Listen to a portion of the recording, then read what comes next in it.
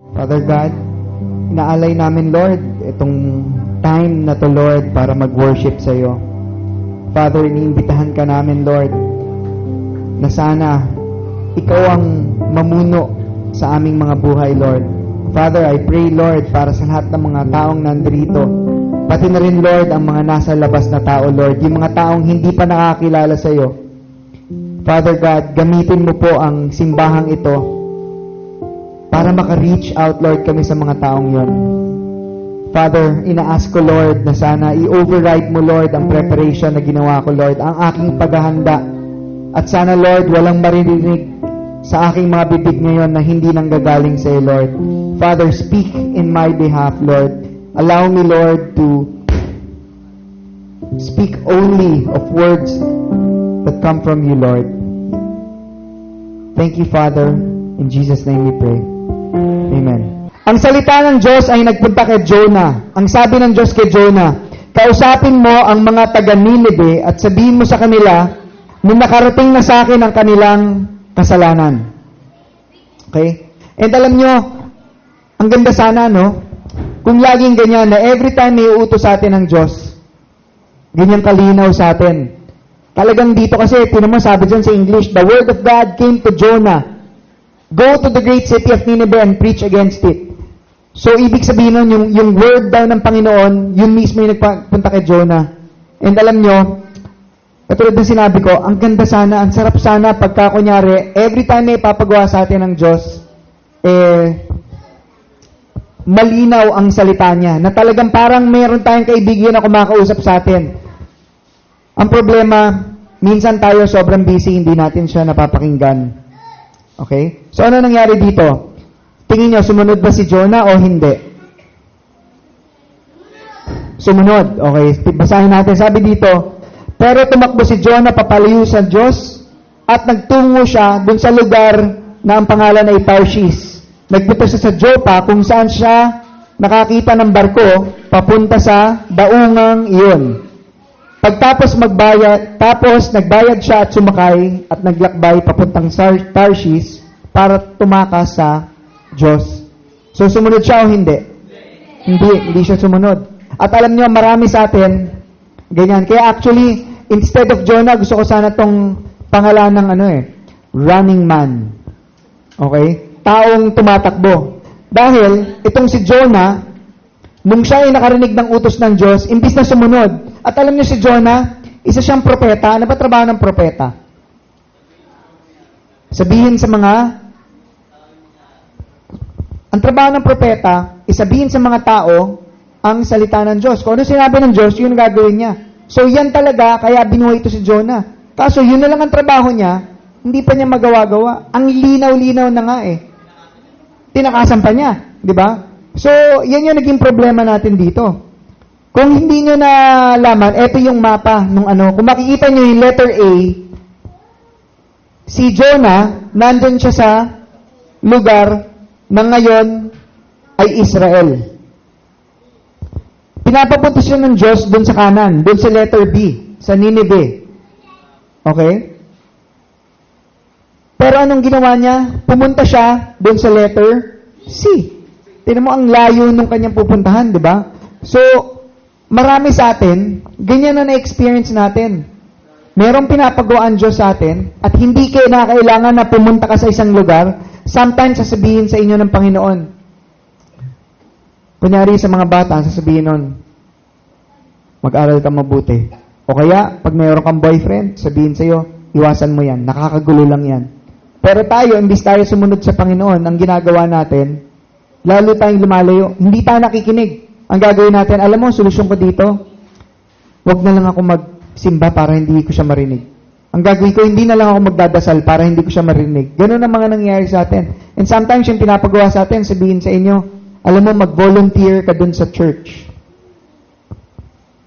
Diba? Ganun yung mga pinapagawa sa atin. Pero lagi tayo nagka-come up with mga excuses na sabihin natin, hindi ko pa kaya, wala akong oras. Hindi ako worthy. Diba? Hindi ako karapat-dapat dyan. Baka mamaya, tanongin nila ako, wala akong masagot, nakakahiya. So, ano nangyari? So sabi dito, nagpadala ang Diyos ng isang malakas na hangin sa dagat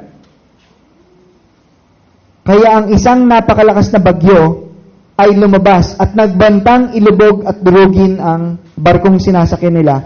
Lahat ng mga sailors ay natakot at umiyak sa kani-kanilang Diyos. Tinapon nila ang kanilang mga cargo sa dagat para gumawa ng mga barko. So dito nakikita natin na si Jonah, sino ba yung mga kasama niya? Mga naniniwala sa Diyos o hindi? Hindi, di ba? Kala ko sabihin niyo, oo, dahil sabi dyan, they cried out to their own God. So lahat sila, iba-ibang religion yung mga yan. So itong mga to, natakot sila dun sa bagyo. So ang ginawa nila, lahat ng mga gamit nila, pinagtatapon nila. Alam niyo, usually, minsan tayo, pag sumusuway tayo sa gusto ng Diyos, at yung Diyos, merong gustong pagawa sa atin, di ba? Ang nangyayari, even yung mga tao na nakapaligid sa atin, nadadamay sila sa kalokohan natin. Okay? So, kunyari, kayong dalawa, magkaibigan. Sa kanya, magkaibigan ba kayo? Hindi. Magkaibigan, okay. Hindi naman pala kunyari. Totoo. So, kunyari, hindi. Huwag na nga kunyari, napapakunyari ako lagi. So, siya, may pinapagawaan Diyos sa kanya. Ikaw, sinasamahan mo lang siya. Diba? Siya yung tumatakbo. Iniiwasan niya yung Diyos. So, sabihin, ano pangalan mo? Christian. Okay? Si Christian, sabihin sa kanya ng Diyos, alam mo, Christian, ikaw, ayaw mo makinig sa akin. Ang gagawin ko, tatawagin ko yung attention mo. Okay? Yung sinasakyan mong jeep, bibigyan ko ng flat tire. Paplating ko yung gulong niyan. So, siya, nakikisakay lang sa'yo, sinasamahan ka lang niya, pati siya nadamay dun sa flat tire. Diba? Ganun yung nangyayari. So, pero i-ano ko lang sa inyo na hindi porke sumusunod kayo sa Panginoon, ibig sabihin yan, immune na kayo o kaya hindi na kayo maapektuhan ng mga masamang pangyayari. Kasi minsan, sumusunod naman tayo sa Diyos pero nagkakasakit pa rin yung isang mahal natin sa buhay, na-hold up pa rin tayo, minamalas pa rin tayo, hindi pa rin tayo makaharap ng trabaho. Tapos minsan nakala natin, pagka nangyayari yung mga ganung bagay, ibig sabihin may kasalanan na agad. Hindi po ganun. Okay? Tandaan nyo, sa magandang pagkakataon or sa mga pangit na bagay sa buhay, lahat yan pwedeng gamitin ng Panginoon. So, dapat yung pagtingin natin dyan, pagka kunyari maganda yung nangyayari sa inyo, isipin nyo na binibless kayo ng Panginoon. Pero, pagka kunyari, may mga hindi magandang nangyayari sa inyo, ano dapat nyong gawin? Ano dapat nyo gawin? Pag may mga bagay na hindi magaganda nangyayari sa inyo, ang itatanong nyo dapat is, Panginoon, ano bang tinuturo mo sa akin dito? Ano ang gusto nyong gawin ko sa mga pagkakataong ito? Kasi tandaan nyo, good or bad, pwedeng gamitin ng Panginoon yan. Amen? Okay. Maganda yung kakaintindihan. Okay? Pero si Jonah ay mahimbing na natutulog. Pinuntahan siya ng kapitan ng barko. At sinabihan na, paano ka nakakatulog? Kasi minsan may mga ganyan tao sa atin kahit na meron silang mga masasamang ginagawa, tulog na tulog pa rin sila. So, sabi nung kapitan sa kanya, gumising ka at tumawag ka sa iyong Diyos. Baka mapansin ka niya at tulungan tayong mabuhay. Tapos ano nangyari? Nag-usap-usap ang mga sailor at sinabing, alamin nga natin kung sino ang may kasalanan sa dilubyong ito. So, ang ginawa nila, nag-cast lot sila. Okay? So, nagtanong sila sa Diyos, sino ba ang may kasalanan ito? At itinuro nga na si Jonah. So, alam nyo, pagka kunyari, yung isang tao ay tumatakbo sa Panginoon, napapalayo. Okay? Actually, ang tinatakbuhan nila ay yung source ng katotohanan. Kaya isipin nyo, bawat isa sa atin, may purpose si God sa inyo. Maging bata, maging matanda, lahat kayo may purpose si God para sa inyo. Every day. Hindi mo pwedeng sabihin na, itong mga batang to, wala pa, masyado pang bata. Ba't anong edad ba ang binibigay ang purpose? Paano nyo alam na meron kayong purpose? Paano nyo alam na may purpose kayo?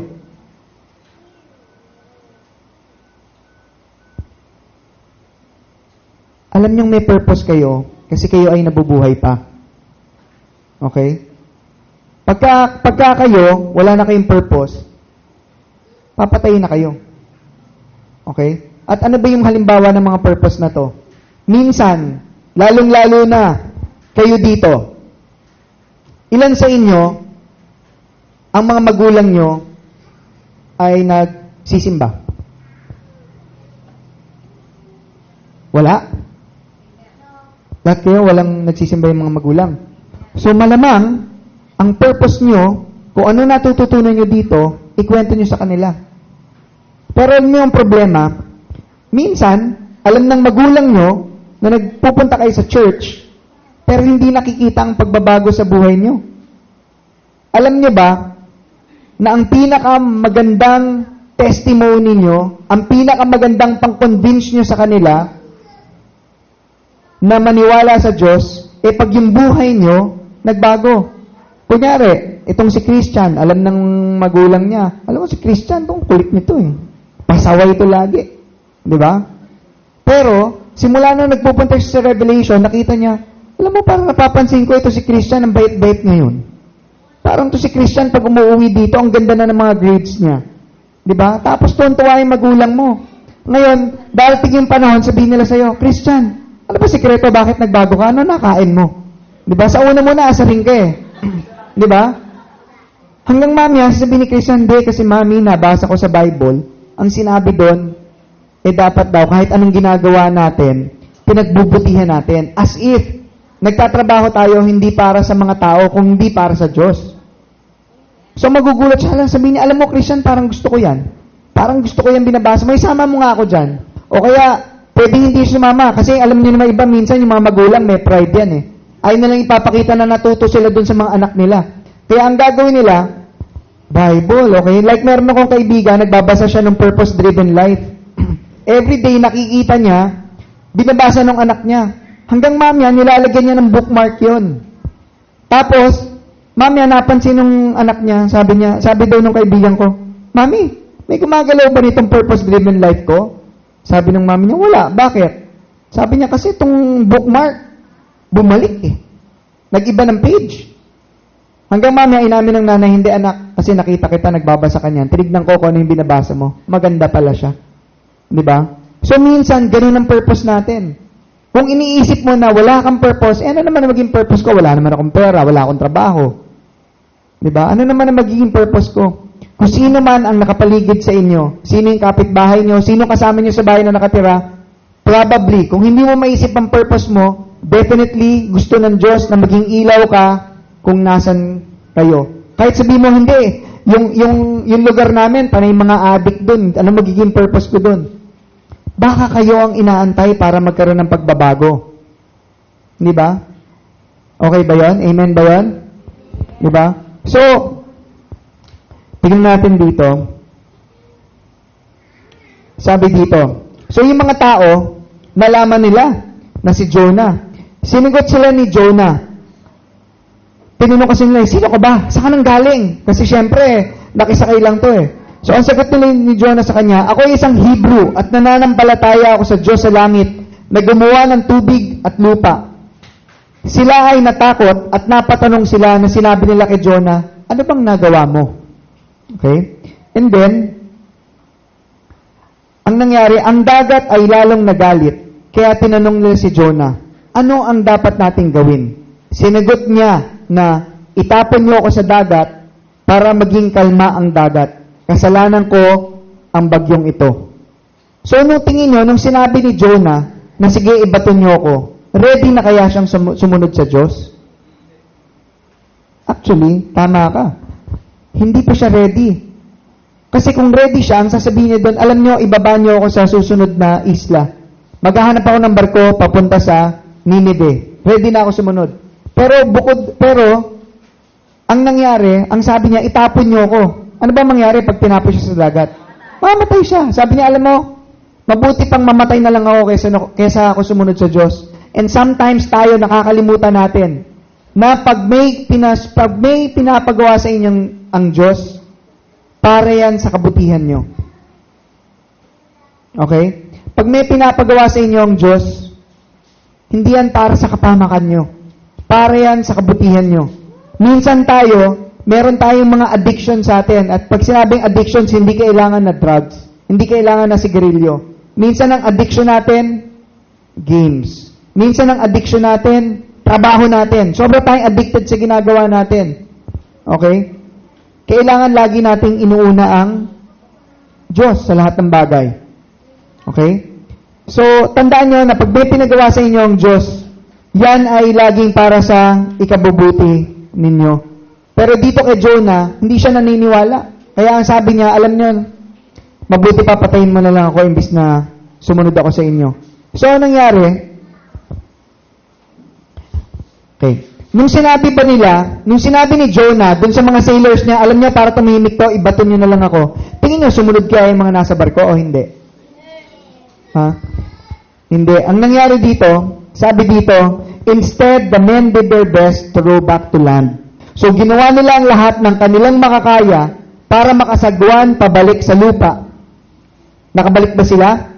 Hindi. Sila ay nabigo. At ang nangyari, lalong tumaas ang mga alon kesa dati. So dito, nung nalaman nila na si Jonah kanila may problema at sinabi na nga sa kanila kung paano dapat ang gawin. Ang ginawa nila, imbis na sumunod kay Jonah, they do their best to row. At ito, ang matatawag dito, ito yung mga shortcut na ginagawa natin. Na pag may pinapagawa sa atin ng Diyos, imbis na sumunod tayo, ang gagawin natin ay nag-shortcut tayo. For example, meron tayong ka-live-in, sinabi ng Diyos sa atin, hindi ako masaya dyan, hiwalayan mo yan. Mapapahama ka dyan. Ang gagawin natin, iba ang gagawin natin. Hindi tayo ready na i-give up yung mga bagay na yan. So, ang gagawin natin, sabihin natin, sige, lipat siya ng bahay pero katabing-katabi pa rin kami. Okay? O kaya, sige, hiwalay kami, pero kung ano yung ginagawa namin dati, ganun pa rin. Yun ang mga shortcuts. So, verse 14, sabi niya, iniyak nila sa Panginoon, please, wag mo kaming hayaan mamatay sa pagkuha sa buhay ng lalaking ito. Wag mo kaming hatulan ng kasalanan para sa pagpatay sa isang inosenteng tao dahil ginagawa mo lamang ang gusto mo.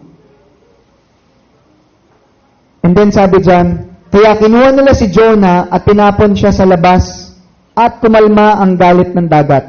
Dahil dito, nagkaroon sila ng malaking takot sa Diyos at naghandog ng mga sakripisyo at nanumpa sa Kanya. So dito makikita natin na dahil dun sa bagyo, na ipakita ng Diyos na siya ang tunay na Diyos. At dahil dun, ano nangyari? Yung mga tao na dating hindi naniniwala sa Diyos, ngayon naniniwala na sila. Bigla silang, ang ginawa nila, nag-sacrifice sila, tapos nag-make sila ng mga vows o yung mga panunumpa nila. So ako, naniniwala ako na itong mga taong to, nagkaroon sila ng conversion dun sa barkong yon dahil dun sa pangyayari. Kayo ba, pag tinignan kunyari ng ibang tao ang buhay ninyo, napopoint kaya sila sa Diyos? Aminado ka. Talagang hindi. Di ba? So now, na alam natin, di ba, nagkakaroon tayong realization na ganun pala. Ano ang dapat nating gawin? Anong mga adjustments yung dapat gawin natin sa buhay natin para pag nakikita tayo ng tao, imbis na tayo ay maging stumbling block, kasi minsan, di ba, pagka kunyari, nagkaroon na ba kayo ng kapitbahay na alam nyo nagsisimba, pero grabe naman siya magmura? O kaya, merong tao na sabihin niya, alam niyo Kristiyano siya, pero ang sungit-sungit naman lagi. Di ba? Ang hirap nilang tagalan. Yung mga ganyang klaseng tao, yung mga tipong pag nakita niyo, sabihin niyo, ganyan ba yung mga nagpupunta ng Revelation? Alam mo, pag ganyan, wag na lang. Hindi na lang ako pupunta. Magdadasal na lang ako sa bahay. Kung ganyan pala nangyari sa mga tao. So, dapat yung buhay natin, pag nakita nila, sasabihin nila, alam mo, kilala ko to eh. Dating babaero to eh. Ngayon, tumino. Siguro okay nga doon. At sasabihin nila, siguro meron ngang Diyos kung sakaling hindi sila naniniwala. Okay? So, dito makikita natin yung nangyari. May mga tao nga, binato na nila si Jonah. At ito na yung last verse natin for today. So, dapat, kung binato na si Jonah, anong mangyari sa kanya? Mamamatay siya dapat, di ba? Pero ang Panginoon ay nagbigay ng malaking isda para lunukin si Jonah at siya ay nasa tiyan ng 3 araw. Okay? Bakit kaya siya nilunok ng isda? Unang-una para mabuhay siya, para maprotektahan siya. 'Di ba? Kasi kung hindi dahil doon sa isda, tandaan nyo, nasa kalagitnaan ng dagat si Jonah. Malamang yun, hindi na siya makakabalik.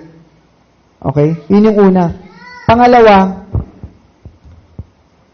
ito, very symbolic, yung 3 days and 3 nights na nasa tiyan ng isda si Jonah.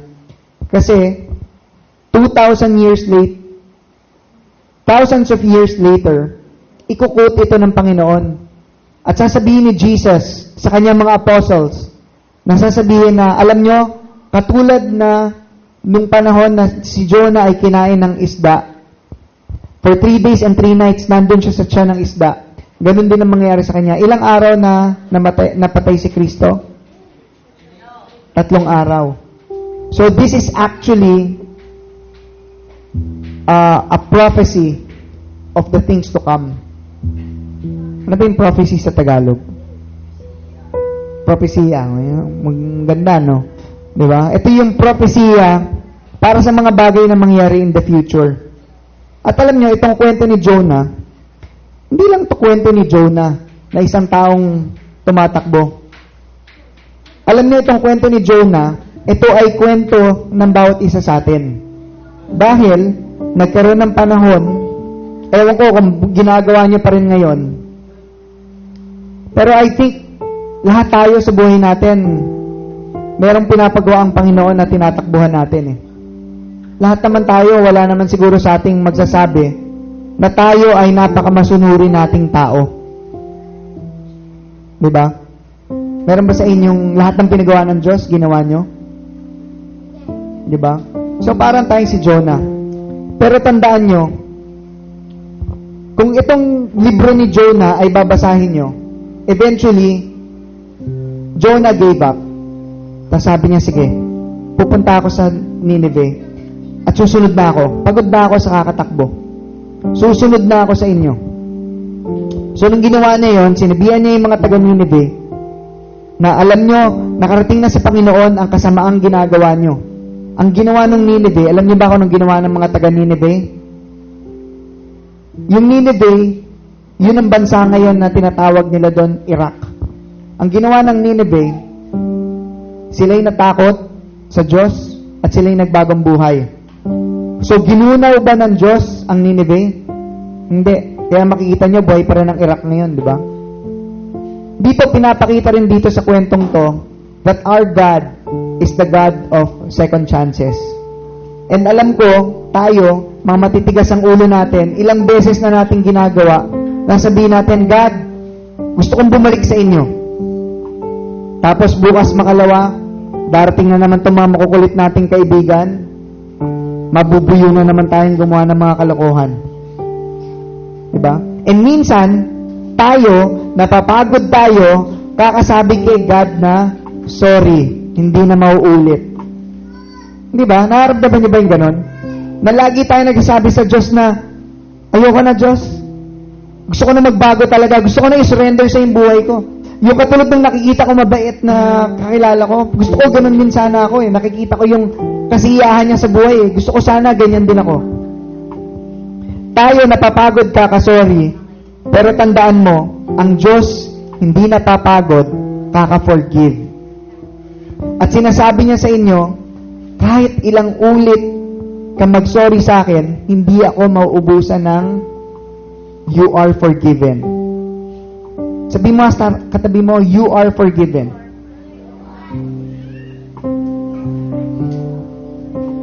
Okay?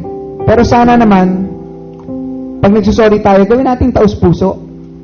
Pilitin talaga natin na gusto ko na talaga magbago. Kasi may mga tao, nasasabi nila, yun naman pala eh. Hindi naman pala napapagod ang Diyos sa pag-forgive eh. Di gagawa na lang ulit ako ng kasalanan. Alam niyo, minsan may ganyan eh.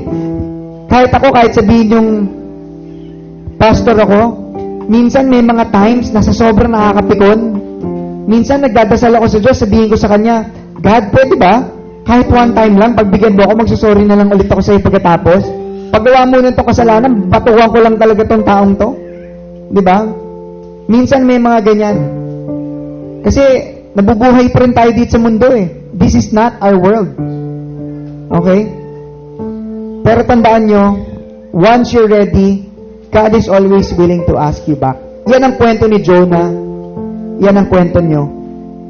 Kaya sana tandaan nyo lagi, hanggat may buhay, may purpose. Hanggat may buhay, may pag-asa. Kaya huwag kayong magre-resort sa kahit anong masama. Sabi mo, pwede na to, live in. Kasi total, wala na, matanda na ako. Pwede na yan. Diba?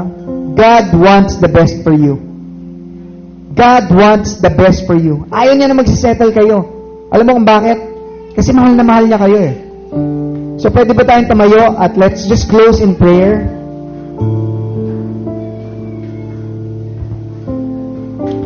So ito yung mga lessons natin.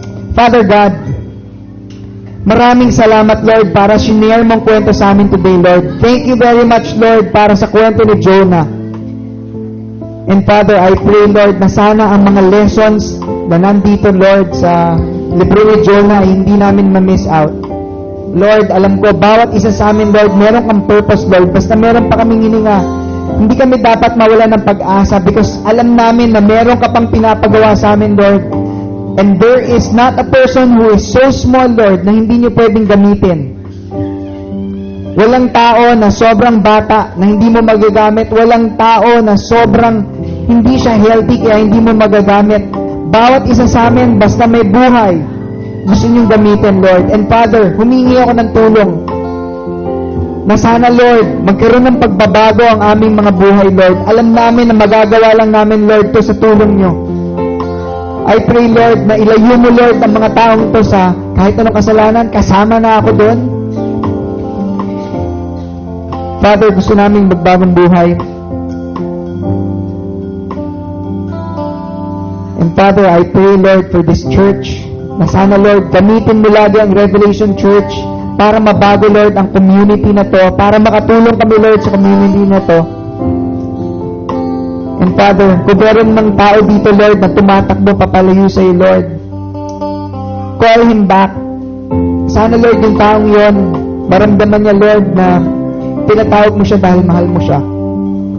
Na hindi ikaw ang Diyos na magpapahamak, kundi ikaw ang Panginoon ng kabutihan at wala kang gusto, Lord, para sa amin kundi ang the best. So Father, I pray that we will not settle for anything less than the best because the best only comes from you, Lord.